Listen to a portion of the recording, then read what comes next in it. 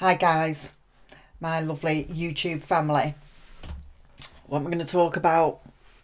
I'll tell you what I'm going to talk about. I think we should get Wendi back in the room a little bit because I feel like she's drifted, and it appears that quite a few people are saying things like, no, I don't think she's going to be convicted. I've never heard anything, excuse me, but so ridiculous in all my life because everything's so obvious.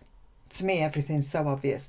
And I just feel as though recently, because obviously our attention has been on what's going on with Charlie, what's going on with Donna, and it appears that she's slipping under the radar a little bit, and we can't have that. We're going to have to bring her back out of that hole that she keeps burrowing down into. And because at the moment there's nothing that's going to happen right now. At the moment with Charlie, there's nothing that's going to happen right now with Donna. So let's get back to Wendi, because I think she thinks that all the attention's on them, and yeah, she's off into the sunset. So, but before I go any further, I just want to do a quick disclaimer. My name's Dawn, you found Lounge Bar Crime. Everything you hear in this video is from my own research, it's my opinion, and it's for entertainment purposes only. That said, let's carry on. Now, you'll see that the thumbnail, I do mention the 10 years because and any of my regulars will know that I did a video last night, and it was quite full on really about how I felt really about what had happened with Rushbourne, and also how I felt the prosecution were performing, if you like, on this case, how they were doing. And you can watch it. I'm not impressed with them, but and the fact that I'm not going to labour that because that's in that video. I'll link that below.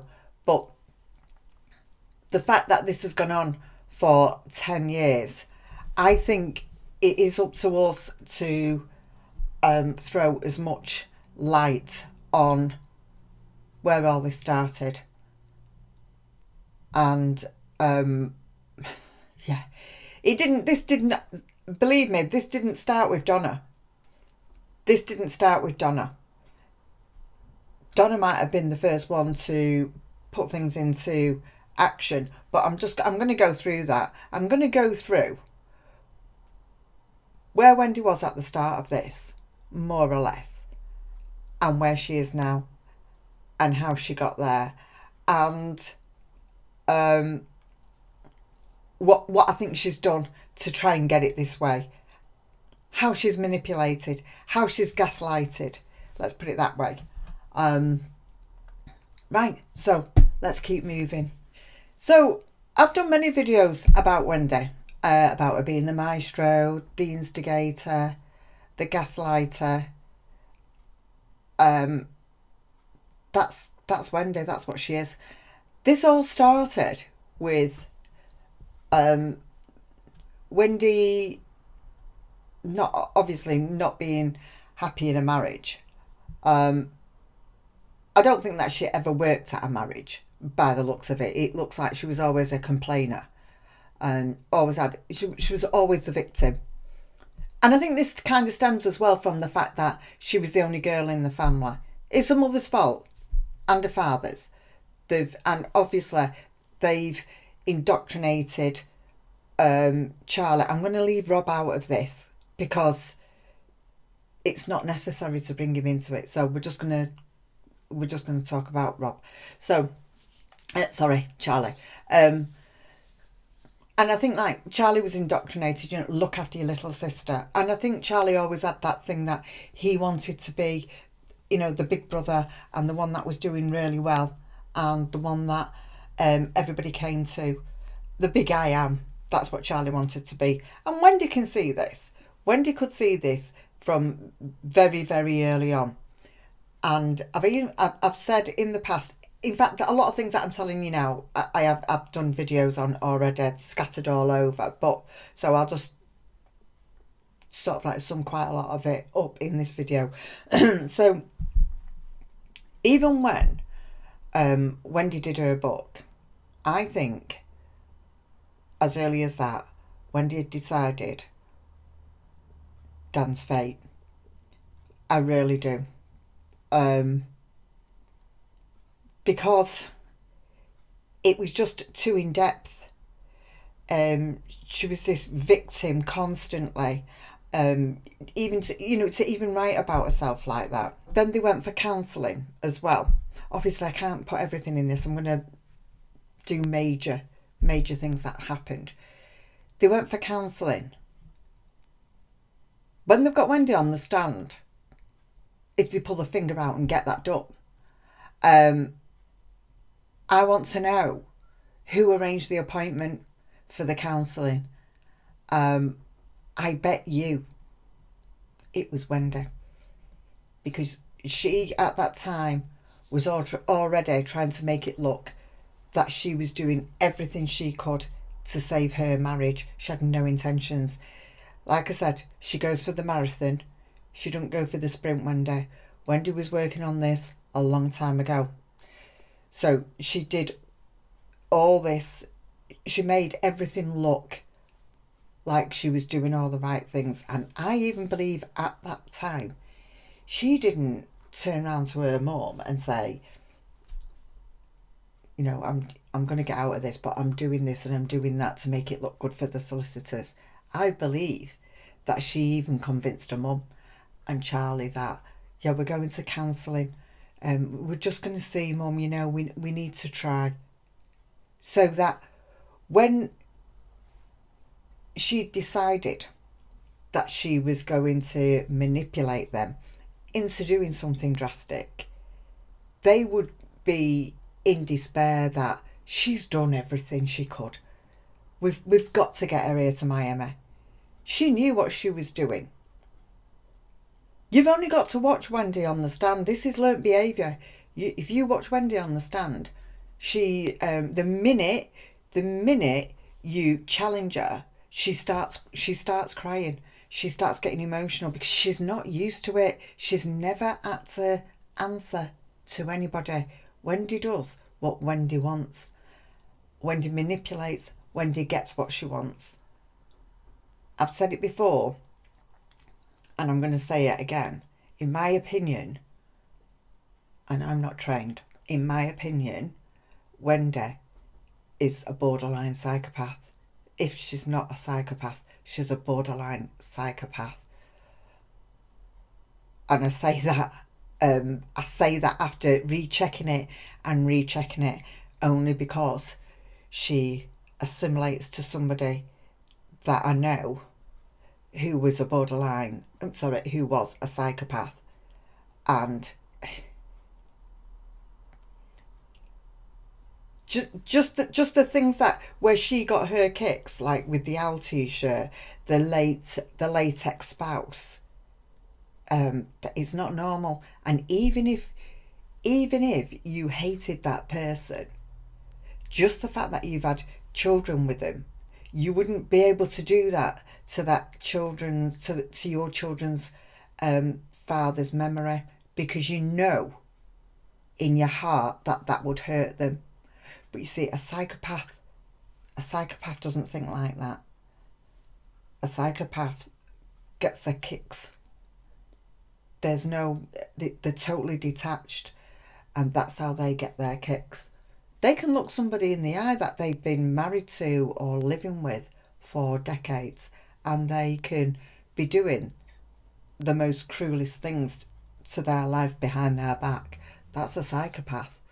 That's what they can do. They can do it in front of you. They can do it behind your back. And this can be their nearest and dearest. They will do that too. That's why not all psychopaths are murderers. I'm not saying that.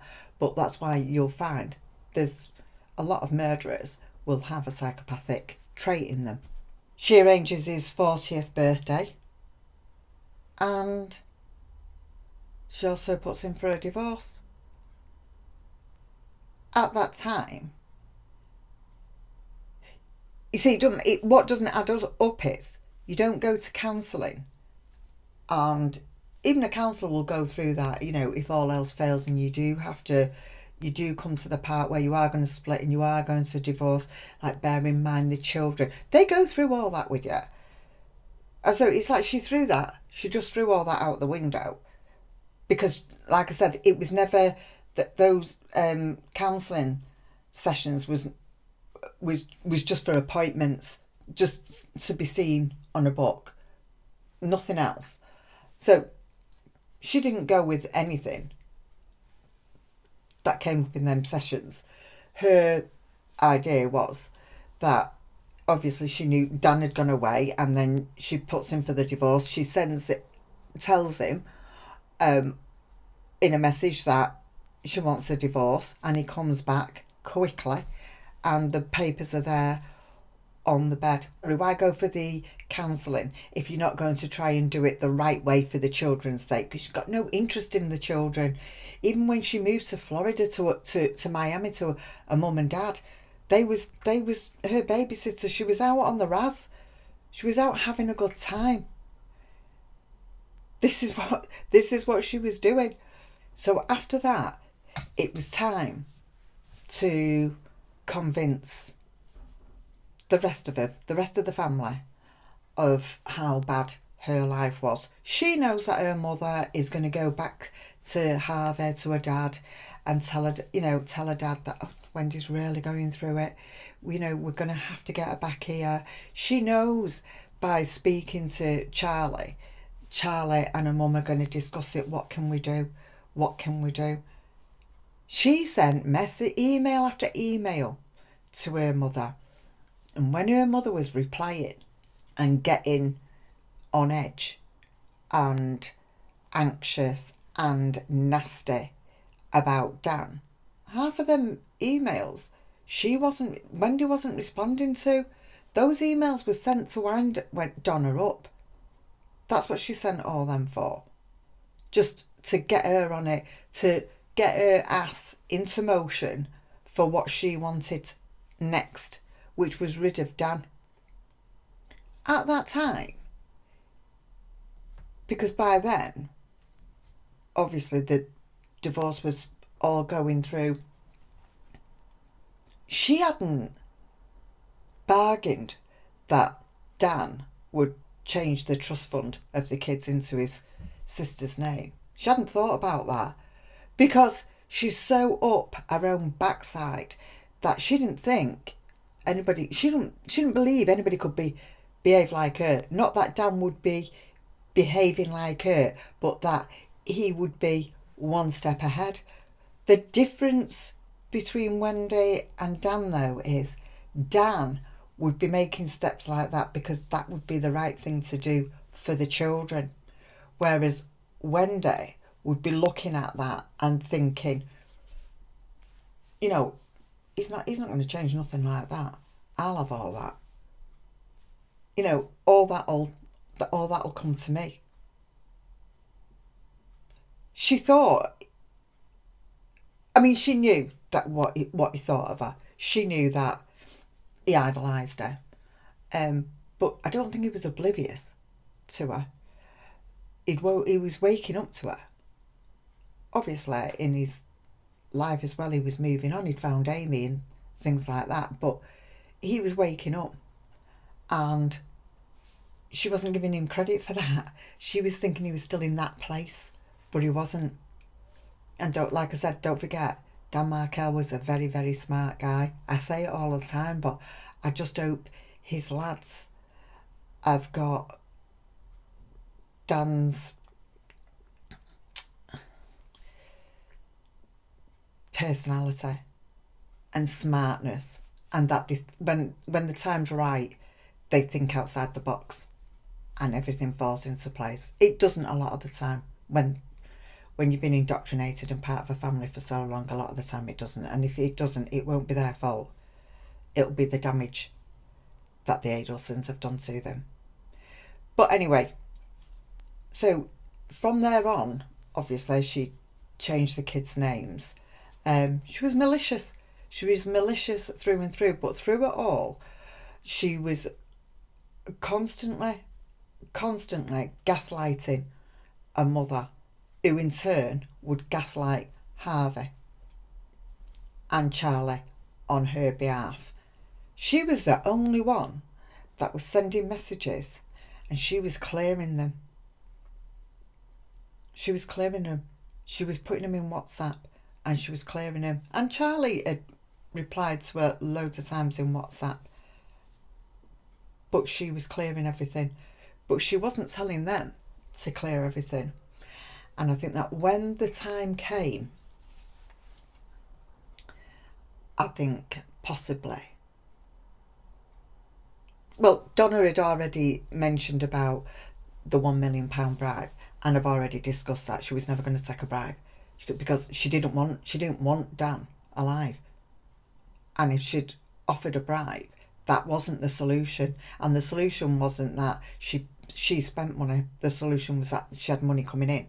So that offer was never going to go to Dan anyway. And the other thing was that would not solve the problem, apart from the fact that Dan wouldn't have accepted it anyway. What I believe happened with Wendi when she'd sufficiently gaslighted all of them, and I believe it was Donna that went to Wendi and said, do you want him to be got rid of? And said, Charlie will sort this out. She never said no. That's my children's father. Don't you dare even speak like that. She never said nothing like that at all.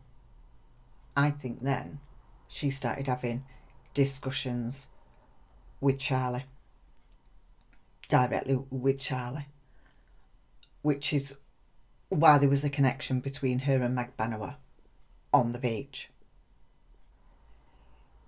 You don't lie on the beach and have a photograph taken with somebody like that you've just met like that. Maybe you do, but she'll look pretty cosy with her. In saying that, she did with Meg Bannower's friend, who was totally innocent in this. She was lying there as well, but she was friends with Meg Bannower, and she was oblivious to everything. So, for Wendi to lie down like that on the beach drinking, that's not a Wendi Adelson thing to do, let me tell you. That's not what a Wendi Adelson does. But by this time, I do believe that Wendi was looking for a fall guy, and Charlie was looking for a fall girl, if you like. And that's how Meg Bannower came into it, and Jeffrey Lacaz. There was never ever going to be anything with her and Jeffrey Lacaz.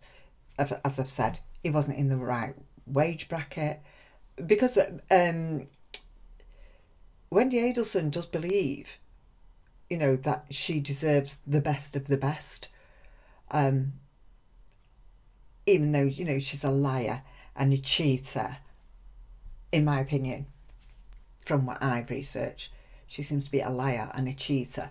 She still believes that she deserves the best of the best, and unfortunately, as lovely as Jeffrey Lacaz is, because he is, unfortunately, his wage bracket wasn't enough. You know, she stopped him selling his car, she stopped him buying another house, because she had to convince him that they was going to be something. And she also had to make sure that he kept hold of his Prius. So from then on, that's when it all went into plan. Now, I believe that Wendi told Donna and Charlie that, I don't think she actually said, oh yeah, that's a great idea. I think what she said is, the thing is, they're going to come for me straight away, because it's always the wife. And if at all they think for a minute I was involved in this, then they've got us all. So it was always manipulated and gaslighted to Donna and Charlie that, yeah, you know, we can't, whatever we do, we've always got to protect Wendi, because if she's caught or suspected and they convict Wendi, then we're all caught. But If they can't convict Wendi, then why would they think yous was involved? They wouldn't think of yous. So that's how she manipulated them.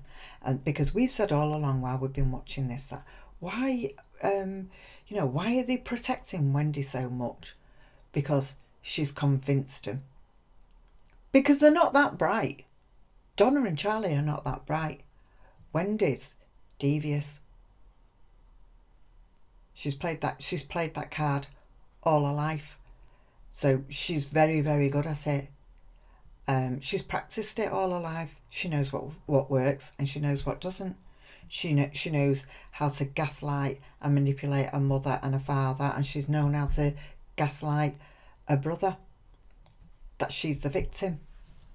So it's not hard for Wendi. She knows exactly how to do it.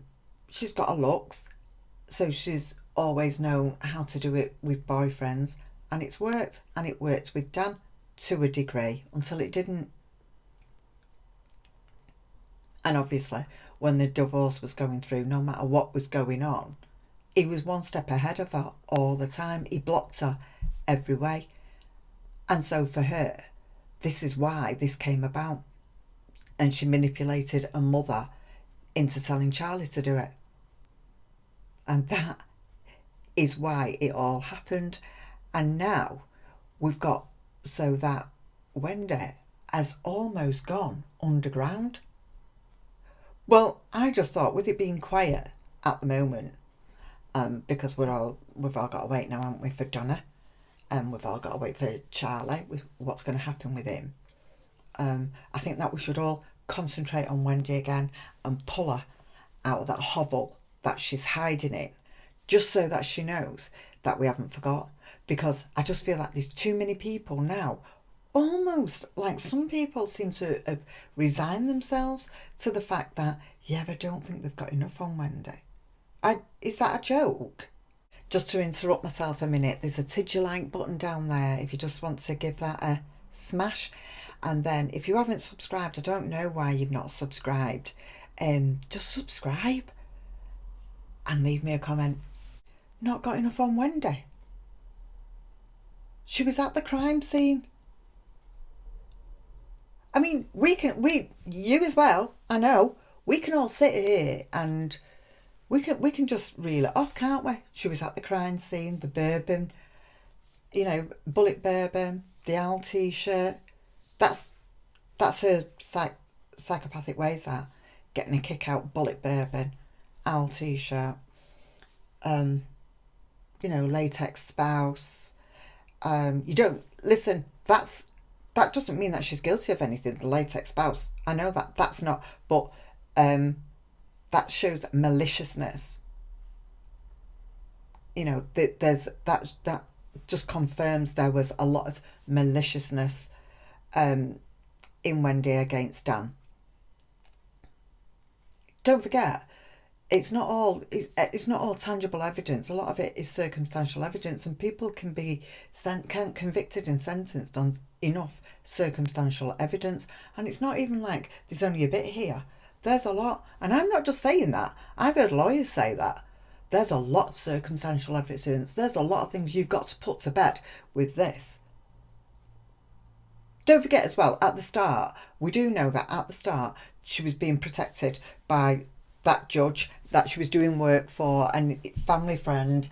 And some people are even saying now that with Jack Campbell, not with Jack Campbell, but that somebody has got like the claws in, if you like, trying to pull back.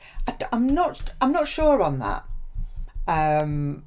Only because it's had so much publicity. I think people would possibly be frightened of being outed to try and get involved and protect the Adelsons now.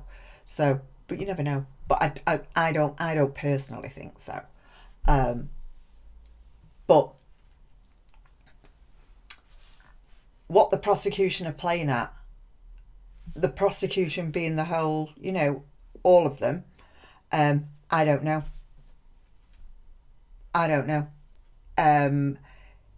And I don't know why everything has had to. I said this last night. I don't know why everything has to be in a certain, a certain routine, because now all that's gone to pot. That little plan, which was going to be, Magbanua, the hitmen, Magbanua, Charlie, Donna. We didn't know then whether it was going to be Harvey, or if a Harvey at all. Believe me, he was involved. And then Wendi, we didn't know what order that was going to go in. And now, obviously, it's all just gone to pot. And it's all gone to pot because they've let it go to pot. It's all gone to pot because they've let it go on so long. So far as I'm concerned, they should be going picking Wendi up now. They don't need Donna. They don't need Charlie. There's enough evidence to get Wendi off her own merit. Off her own, dropping her own ass in it. That's how bright she is. She's stupid. Absolutely stupid. Thank God. But there's enough. She's at the crime scene. She's talking about Monroe Street in the interview, where the hitmen are staying. It just goes on and on and on. She doesn't ask to go and see Dan. She's not screaming who's with him. She's not screaming where's the kids when she gets to the crime scene. She does a 3-point turn and gets on her merry way. Yeah. This is so sweet. So I just feel like we just need to I think we just all need to put some pressure on, and I'm getting a little bit fed up of this. Like somebody corrected me as well last night. I did say that when they were interviewing the prosecution, that Georgia Kappelman said, like stay tuned sort of thing, and wait and see. And she didn't. I think she actually said stay tuned, but it was words to that effect. And quite honestly, and that was some time ago as well. And quite honestly, I just think, I just think they're making themselves look ridiculous, making comments like that. Stay tuned. We're 10 years in, and 8 years since the bump. There's a lot of things to do with what I discussed last night, but this is mainly to do with Wendi. But there's no reason why they can't go and pick up Wendi. They've got enough on Wendi. They don't. They've got enough. They've got enough watching that interview. They've got enough with Jeffrey Lacaz, Tamara Demko, the emails from Donna. They can bring them emails in as evidence because they're to Wendi. So, I mean, they can go on, you can go on and on and on of just things that we know. And I'm sure that there's things that we don't know. So, what are they waiting for other than the fact that they've all sat down and they've made this plan some time ago? But what they need to remember, well, maybe they haven't. I'm surmising now that they've made this plan, that this is how they're going to do it, who they're going to get next. But the fact is, it's all gone to pot. So scrap at that, get round the table, rehash it out, and go and get Wendi. I can't imagine. I could not imagine being in Ruth and Phil's shoes right now. Can you imagine how deflated they feel this last couple of months with what's happened? And now you've got Charlie with a new lawyer. Just go and get Wendi. You've got enough. I mean, and she's perjured herself, hasn't she, so many times? Or maybe, no, they can't have that as perjuring herself because she was subpoenaed at that time. And they can't use that because of her immunity. I'm not too sure whether I'm right or wrong on that. I don't know, but I do know that they've got enough on her, and to me, it's like, I don't know, it's like they're frightened. Don't know what of. I don't know if it's they're frightened of failure, and they've just got into this thing where they want to get Wendi last. Like it's all a big, drum roll. save the best for last, and I don't know what this is. I don't know what game they're playing, or they think they're playing, or what system they're using, but it's not working. It's not working, and it's not worked so far. So yeah, they should have pulled Rashbourne's feet from under him when he was trying to represent two, because he knew that he was going from one to the other. They heard it themselves that Dan had said that they might get out, Donna might get out the country. All these things was we was all like, what? And like, the prosecution are doing nothing about this. We're all hearing this, and nothing is going on, because there's this system in place. And I think you just need to go and get Wendi and give Ruth, Phil and Shelley some peace before something happens. When when I do videos like this, I know that I am quite straight. Otherwise I won't do the video, because I just don't want to. I don't want to just come on here and say, oh yeah, they did really well, didn't they? They did this, didn't they? I've got no time for it. I really haven't. They've not. The prosecution haven't impressed me. I've said it umpteen times, so I might as well say it now. The only one that impresses me is Sarah Dugan. I think she's too good for that team. I think she should be working for herself or in another team, a more high profile. Yeah, I just think she's a go-getter. You can see that the way she interviewed Meg Benoit, she's fantastic, but she's got to follow what she's being told. By the way, a lot of people said, like, yeah, George Cappleman can't do this, can't do that. I've already shown that she's part of the decision with Jack Campbell. And also Jack Campbell needs to pull his finger out and do something. I don't know if everybody's frightened of saying things because he's, state attorney and, well, what is he? What is he even?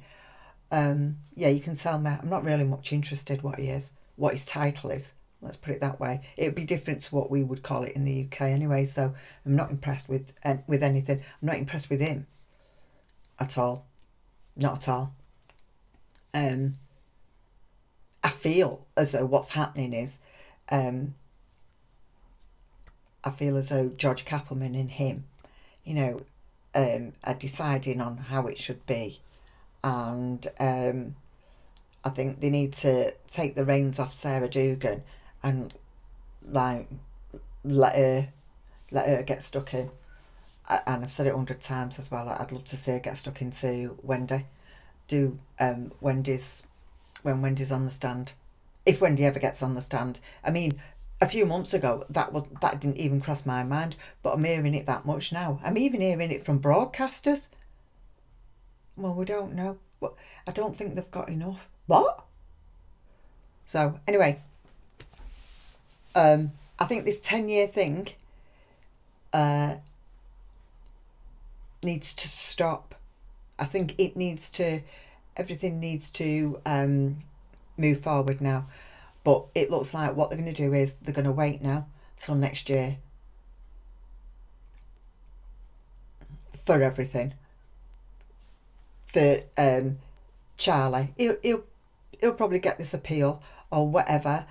Donna, they've got to find her attorneys. Do you know what? I have had visions of like Dan Rashbourne, I'm not sure if he's allowed to recommend. Somebody said, I think I read actually, that he wouldn't be allowed to recommend anybody that he knew.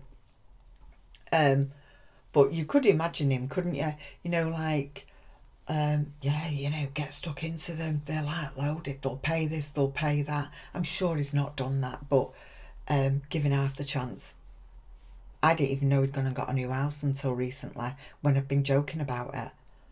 More Phil me. I'm joking about him having a new house and he's got it and living in it months ago. Anyway, I've been there and talked about that. So Yeah, I think it's this is about Wendi, and this whole murder, manipulation, gaslighting, all stemmed from Wendi. All of it. I mean, Wendi couldn't tell the truth if it slapped her in the face. You know, she talks about, you know, on the stand, not on the stand, at that class thing that she was at. I stayed with the police for 8 straight hours when it was 6. You know, she says her book's nothing to do with her life, and she's told people more or less that it was, and it was. So, you know, it's all about her, what she proclaims is her life. So, and what she, like, her father had brain cancer. And when she talks like this, when she wants people to back off and leave her alone, she'll get into this breaking voice, emotional, and then she'll start saying things like that. She's not actually done that on the stand, but she's done it. She's done it in interviews. She's swanned off from Tallahassee within 48 hours to Miami. Everything packed, which was suspected it was done previously. Because she was giving clothes away and everything that week, so it was all done and dusted. I think we just need to, like, keep doing things on Wendi. We need to pull her out of that hole. I keep saying it, don't I? Because I'm so frightened now that everything's just going to go quiet now, and everybody's just going to concentrate now on, oh, has Donna got a lawyer? I probably will as well myself. I'll probably be asking all that and do things on it and everything, but don't want people to forget that, you know, Wendi's sitting cosy somewhere. Why is she like she stopped seeing her mother, didn't she, when her mother was pressing buttons? Even if you look at them texts that her mother sent to her about Charlie, that condemns her straight away, regardless of the interview on the day and visiting the crime scene. It's things like that, text messages. Those text messages don't make sense if you're innocent. Those text messages that Donna sent to Wendi to get her attention only makes sense if you're guilty. And that's the only way they make sense. You try and read them and, you know that saying, make it make sense. It doesn't make sense. Like the TV, like Donna's conversation with Charlie over this TV could cost £5,000. You know, it doesn't make, none of them make sense. Wendi's included the text message to Wendi, and that's why Wendi would not respond to her mother, because her mother was like that. She was opening her mouth, and Wendi was like, "Schnum, do not speak to me." And she'd made it clear to her mum she would see her mum so long as her mum did not discuss anything to do with the case. What an odd thing to say. It's your children's father. Why? Why don't you want to discuss it? She'll be talking about it all day, every day, you know, till your chest is cleared and everything's okay and whatever. But don't discuss it at all, because she wanted to get her mother into that habit of never ever discussing the case in text messages and emails, and that's why she had to teach her that lesson and not reply to her till Donna knew her place. And she did. She said, well, you know, just come and see me, I promise you I won't mention the case. Yeah, all right, Wendi. Anyway, so we've not forgot you, Wendi. We've not forgot about you, don't worry. I just feel like the prosecution need a bit of pressure putting on them. They need to do something. They need to do something before it's too late. Let's put it that way. And then everybody's going to be annoyed then. Everybody's going to say then, you know, you left it so long. Certain people didn't get peace from this. And that means that the Adelsons have won. So, yeah. Anyway, I'm going to sign off. I'll be back on next week. I don't know what I'm going to cover. Wendy, I don't know what I'm going to cover. No, I don't know what I'm going to cover. Let's see what happens in the week, if there's anything else going on. And if it does, I will jump on it and we'll discuss it. The video that I did last night did take me a bit of time to get round to. Like I said, I was just trying to get past it, so it took a few weeks, and I was listening to a few other people, and I think my views were like slightly different, so I just felt like I was just going to upset a few people maybe, but it doesn't matter, does it? You can't please all of the people all of the time, can you? So you can only do what you think's right and say what you think's right. That's it. So anyway, I'm going to sign off, and I'm going to say take care, stay safe, and come back. All right, bye.